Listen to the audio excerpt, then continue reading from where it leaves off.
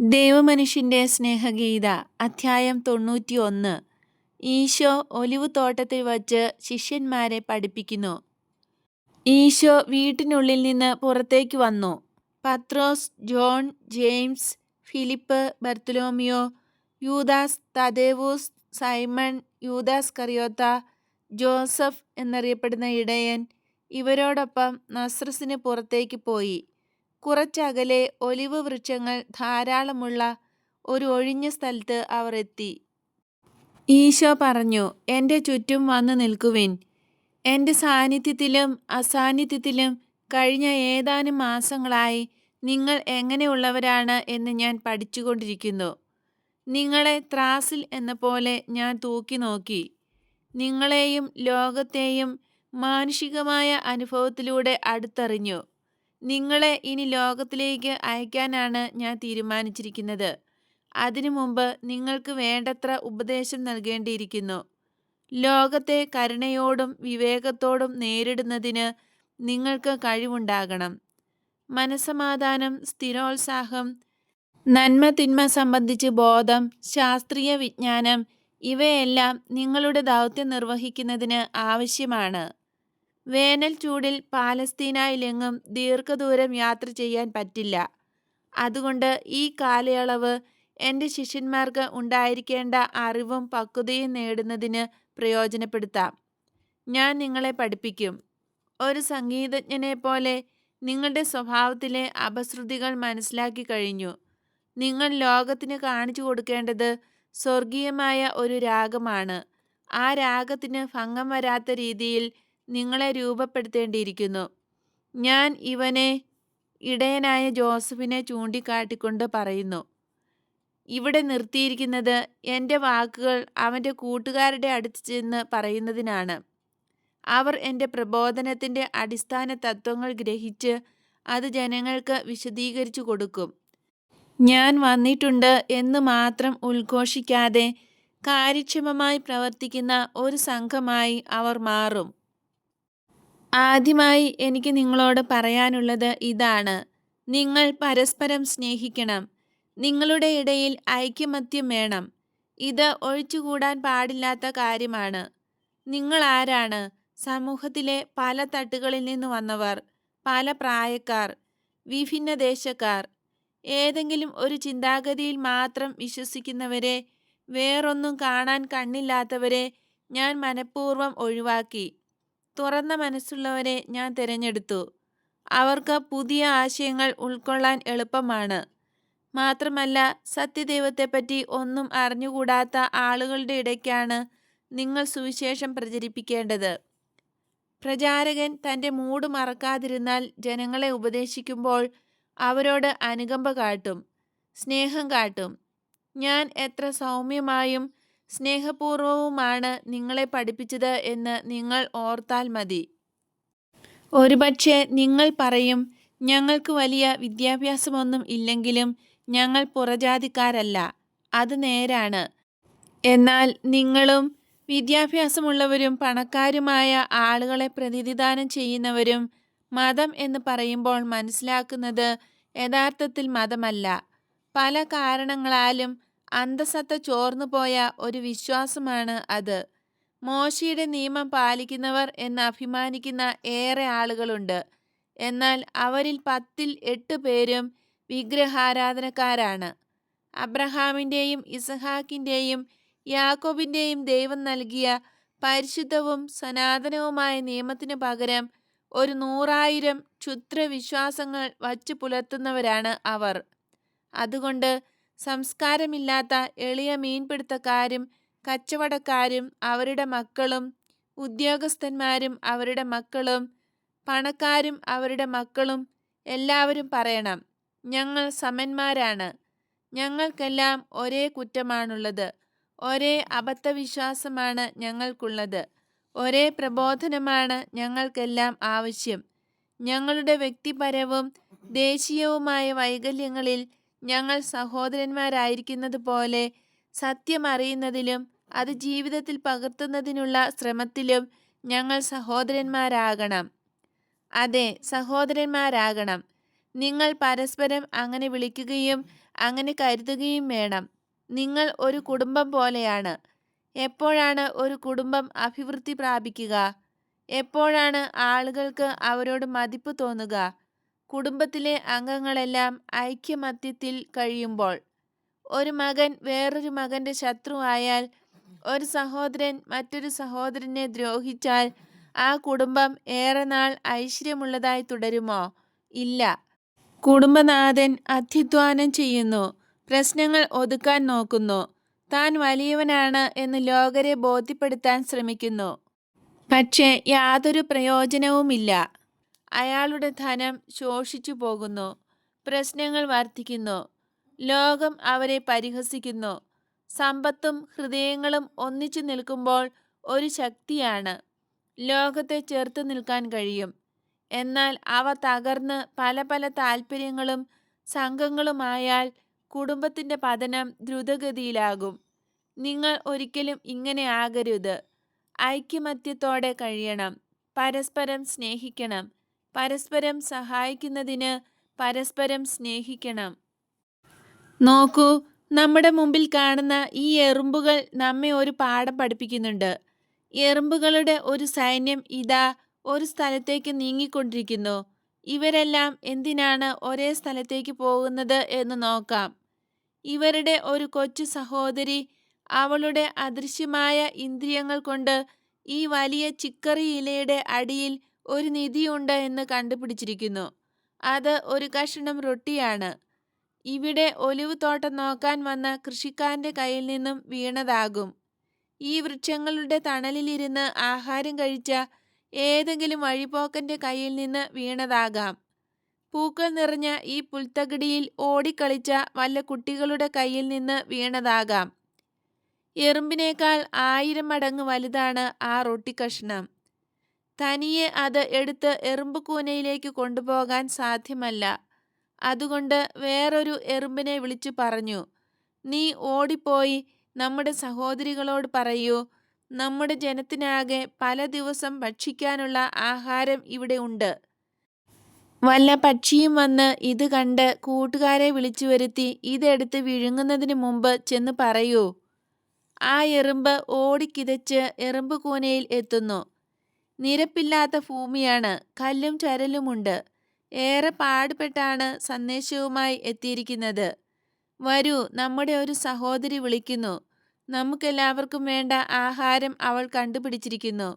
തനിയെ ഇവിടെ അതെത്തിക്കാൻ നിവൃത്തിയില്ല. വരൂ.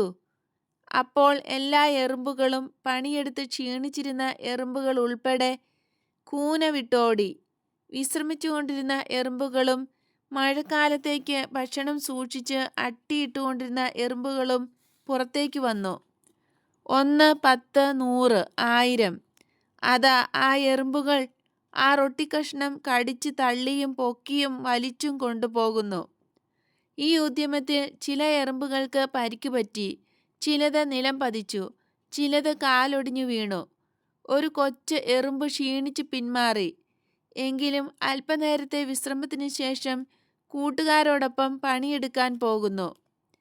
ഈ എറുമ്പുകൾ എത്ര ഐക്യമത്യത്തോടെ പ്രവർത്തിക്കുന്നു. നോക്കൂ, അവ ആ റൊട്ടിക്കഷ്ണത്തെ പൊതിഞ്ഞു കഴിഞ്ഞു.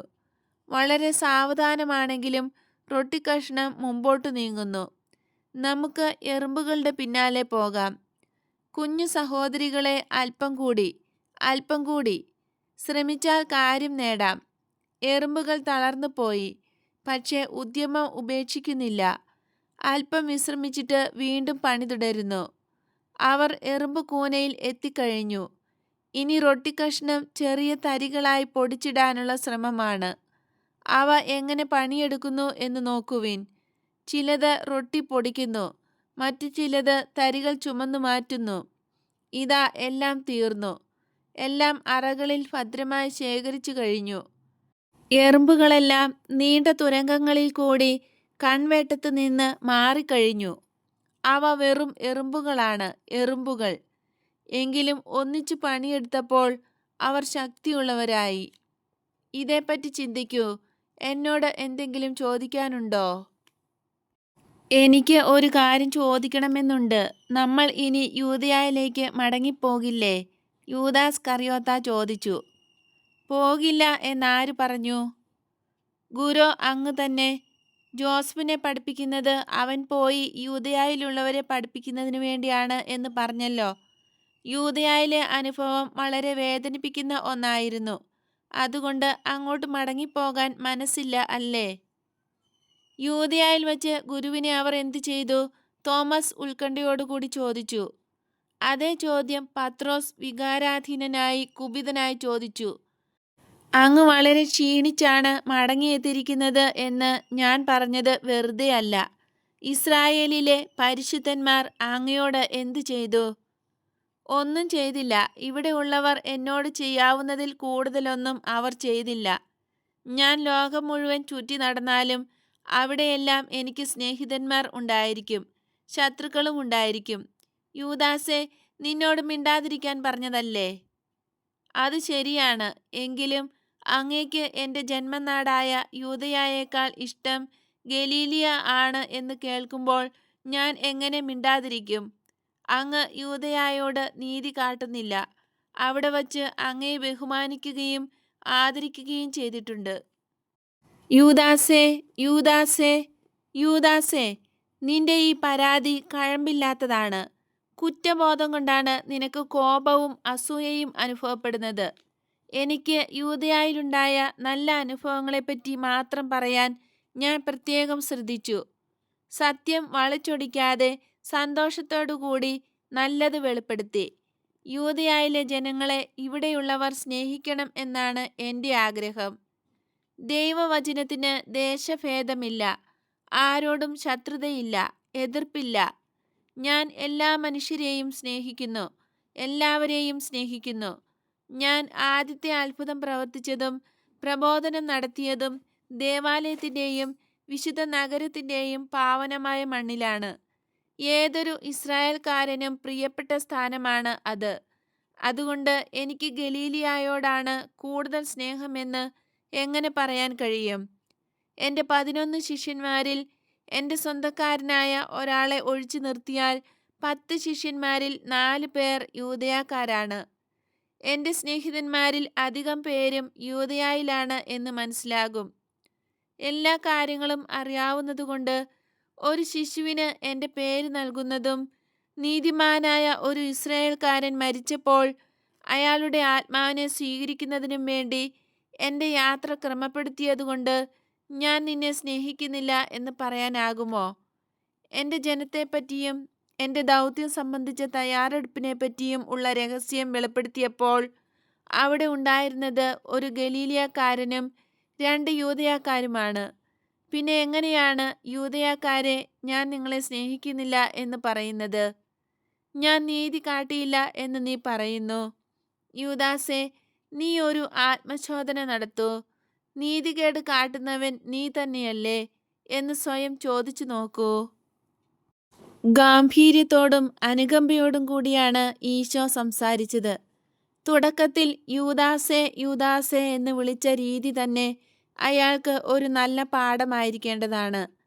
വേറെ കൂടുതലായി ഒന്നും പറഞ്ഞില്ലെങ്കിൽ തന്നെ അത് നല്ല ഒരു പാഠമായേനെ. കർത്താവായ ദൈവം സംസാരിക്കുന്നു, ഭക്തിപൂർവ്വം അത് കേൾക്കണം എന്ന് ആവശ്യപ്പെടുന്നു. ഇതായിരുന്നു ആദ്യത്തെ വിളിയിൽ ധ്വനിച്ചത്. രണ്ടാമത്തെ വിളിയിൽ ഒരു പിതാവിനെ പോലെ കാര്യങ്ങൾ പറഞ്ഞ് മനസ്സിലാക്കുന്ന ഗുരുവിൻ്റെ സ്വരമാണ് കേട്ടത്. മൂന്നാമത്തേതിൽ സ്നേഹിതൻ്റെ പെരുമാറ്റത്തിൽ ദുഃഖിക്കുന്ന ഒരു സ്നേഹിതൻ്റെ അഭ്യർത്ഥനയാണ് മുഴങ്ങുന്നത്. യൂദാസ് ലജ്ജിച്ച് തല താഴ്ത്തി. എങ്കിലും അയാൾക്ക് കോപം വരുന്നുണ്ട്. മനസ്സിലെ അധമവികാരങ്ങൾ മുഖത്ത് പ്രകടമാകുന്നതുകൊണ്ട് ആ മുഖം വിരൂപമായിരിക്കുന്നു. പത്രോസിന് മിണ്ടാതിരിക്കുവാൻ കഴിയുന്നില്ല. ഗുരുവിനോട് മാപ്പ് ചോദിക്കുകയെങ്കിലും ചെയ്യടോ. ഈശോയുടെ സ്ഥാനത്ത് ഞാനായിരുന്നെങ്കിൽ വാക്കുകൾ കൊണ്ട് മാത്രം ഇത് അവസാനിപ്പിക്കുമായിരുന്നില്ല. നീ പറയുന്നതിന് ഒരു ന്യായീകരണവുമില്ല.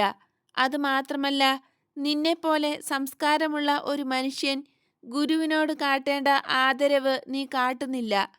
ദേവാലയത്തിൽ നിങ്ങൾക്ക് ലഭിക്കുന്ന ശിക്ഷണം ഇതാണോ? അതോ നിന്നെ പഠിപ്പിച്ചിട്ടും നിനക്ക് മനസ്സിലാകാത്തതാണോ? അങ്ങനെയാണെങ്കിൽ പത്രോസേ, മതി. പറയേണ്ടത് ഞാൻ പറഞ്ഞു കഴിഞ്ഞു. നാളത്തെ പ്രബോധനം തുടങ്ങുന്നത് ഈ വിഷയം കൊണ്ടായിരിക്കും. യൂദയായിലെ ശിഷ്യന്മാരോട് ഞാൻ പറഞ്ഞത് എല്ലാവർക്കും കേൾക്കാനായി എന്നുകൂടി പറയുന്നു. യൂദയായിലെ ആളുകൾ എന്നോട് മോശമായി പെരുമാറിയെന്ന് അമ്മയോട് പറയരുത്. എനിക്ക് എന്തോ വിഷമതകളുണ്ട് എന്ന് അമ്മയ്ക്ക് മനസ്സിലായി. അമ്മ അങ്ങനെ ദുഃഖിച്ചിരിക്കുകയാണ്. നിങ്ങൾ എൻ്റെ അമ്മയെ ആദരിക്കണം. ബഹളത്തിൽ നിന്നകന്ന് ഏകാന്തതയിൽ ജീവിക്കുന്ന ഒരു സ്ത്രീയാണ് അമ്മ. പുണ്യകർമ്മങ്ങൾ ചെയ്യുന്നതിലും എനിക്കും നിങ്ങൾക്കും എല്ലാവർക്കും വേണ്ടി പ്രാർത്ഥിക്കുന്നതിലും മാത്രമേ അവൾക്ക് താല്പര്യമുള്ളൂ. ലോകത്തിലെ കൊള്ളരുതായ്മകളും കലഹങ്ങളും അമ്മയുടെ സങ്കേതത്തിൽ എത്താതിരിക്കട്ടെ. അവിടെ വിവേകവും വിശുദ്ധിയുമാണ് അവൾക്ക് കാവൽ നിൽക്കുന്നത്. എല്ലാം സ്നേഹമയമായിട്ടുള്ള ആ വീട്ടിൽ വിദ്വേഷത്തിൻ്റെ നിഴൽ പോലും വീശരുത്. ദയവായി അമ്മയോട് ആദരവ് കാട്ടൂ. അവൾ ജൂഡിത്തിനേക്കാൾ ധൈര്യമുള്ളവളാണ്. അത് നിങ്ങൾ യഥാകാലം മനസ്സിലാക്കും. സമയമാകുന്നതിന് മുമ്പ് ഈ ലോകത്തിലെ ചീത്ത മനുഷ്യരുടെ ചിന്തകളും വികാരങ്ങളും അടങ്ങുന്ന കയ്പ് നിറഞ്ഞ പാനപാത്രം അവളുടെ മുമ്പിലേക്ക് നീട്ടരുത്. അത് കുടിക്കാൻ നിർബന്ധിക്കരുത്. ദൈവത്തെപ്പറ്റിയും നിയമങ്ങളെപ്പറ്റിയും ഒരു ബോധവുമില്ലാത്ത മനുഷ്യരുടെ മനോവ്യാപാരങ്ങളെപ്പറ്റിയാണ് ഞാൻ പറയുന്നത്. അവരെപ്പറ്റി ഞാൻ നിങ്ങളോട് നേരത്തെ പറഞ്ഞതാണ്. ദൈവം നിയോഗിച്ച വിജ്ഞാനികൾ എന്ന് സ്വയം അഭിമാനിക്കുന്ന അവർ വിഗ്രഹാരാധനക്കാരാണ്. അങ്ങനെ അഹങ്കാരത്തിൻ്റെ കൂടെ വിഗ്രഹാരാധനയും അവർ തലയിൽ ഏറ്റുവയ്ക്കുന്നു. നമുക്ക് പോകാം. ഈശോ നസ്രത്തിലേക്ക് മടങ്ങിപ്പോയി.